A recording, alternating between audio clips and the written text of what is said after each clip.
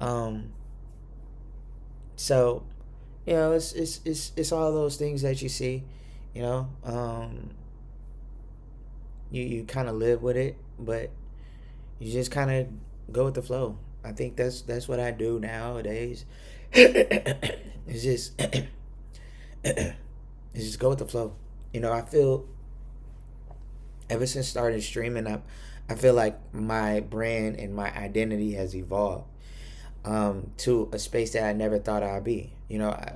When I was just being just simply and only an artist, like there was just so many things that I didn't necessarily know that was really kind of holding me back. You know what I mean? And I think as artists, you want to stay as visible as possible. And I think for me, it's like I obviously want to make great music. I obviously want to make great concepts. Like that's always the plan. Um, but it becomes a problem, in between moments, right? Like I always say, if you don't have money or if you don't have a level of capital to not only promote your music but to live at your own pace, to live your own life, and understand that like you're really on a time limit when you're like signed and got in advance. um there's a lot of people don't have any in betweens. um I just noticed that. Well, I didn't just notice that, but for a while I've noticed that. It's like there's so many artists that are heavily dependent on their streams or just the music in general, and I think it limits them. I think great artists can definitely jump. I mean, great artists in general can make great songs, but I think the artists that really are successful are the artists that have the ability to do more than one thing besides just making music. And there's a lot of artists that aren't doing that understand that, hey, wow, this music stuff is a workload, but what can you create on the side of that can not only alleviate, you know, financial issues, but also allow you to ex- eh, to expand your brand, because that's all of it is expansion. I think people like Rihanna and so many other artists, Pharrell, like they've expanded their brand because they wanted to do something outside of just making music. Music is great, and that's what I want to do. Like, but and I'm not gonna say I don't want to say the secrets of how I want to do things, but um, I think it is a great platform.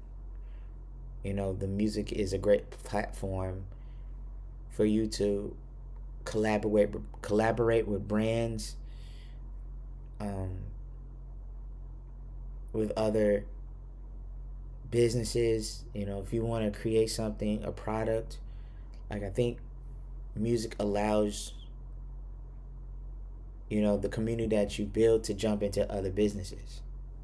And I think like that's how I see a lot of the stuff. But um, just like music, I think live streaming found me. Like I'm gonna be quite honest. I really was pushing the concept of live streaming away for so long.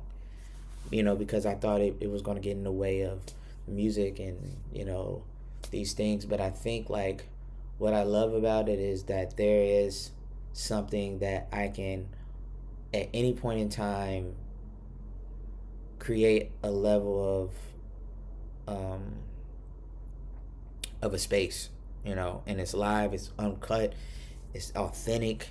Like you can't like live streaming, you can't get that anywhere else. Um, Vlogs are a big second place. Um, Podcasts are on the rise too. Well, they're not on the rise, but they're at one of the multi, like I said, live streaming, podcasting, vlogs. Vlogs is probably last. but podcasting is first. I definitely first, and then live streaming is a close second. You know, um, there's a lot of people that are doing both. You know, but I know for me, like I said, is creating the art and music is all I want to do, but then leaving a space like live streaming to show the side of who I am as a person and who I am as an artist. So you're gonna see the studio sessions. Are you gonna see all studio sessions? No, unfortunately, no.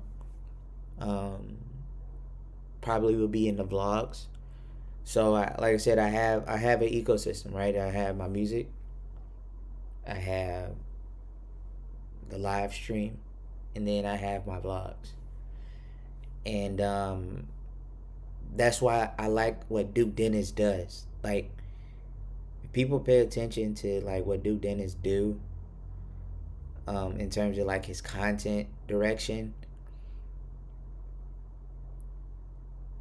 for the longest he was always on live, like, but as of recent he kind of pulled back. And I think it's a reason is because it's his brand that he wants to uphold, right? And when you're always live streaming, and when you have an established community, um you don't always have to live stream. Like, you're not grinding like some people are grinding to get somewhere, and some people are grinding just to plateau and just be maintaining. And I think Duke Dennis has reached a point where he has reached and exceeded his standards, and now if you notice, he's going back to vlogs because vlogs allows him to still live his personal life. You still capturing the content as if you're on live stream, but you still get to live your life again. And I think that's what, like, live streaming shouldn't always be televising everything that you do. Obviously, if you're making content, or if you have a project that you want to do, or you want to create, those are important things. But then at the same time, as much as you reach this high status, you kind of want to take back certain points of your life. And I think that's what Duke Dennis is doing. Is like, I appreciate the love and support, but I'm gonna still give you parts of my life, but I want a little bit of the parts that I do want. I want it private, you know. So it's a very smart thing that he's doing, and that's kind of like the similar style. Um, um, that I mean, I'm not just gonna disappear. Obviously, like, I'm gonna be on this live stream grind for a while.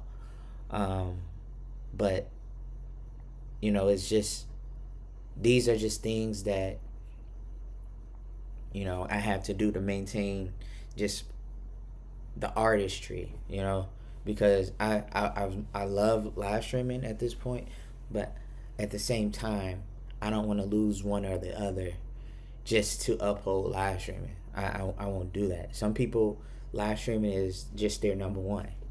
They don't see anything outside of just live streaming. I think it's a great platform, just like how music is a great platform. But it's all to jump into different entities and not just stay in one for the rest of your life. And that's why I think that's why people like Beyonce and other Rick Ross and Drake,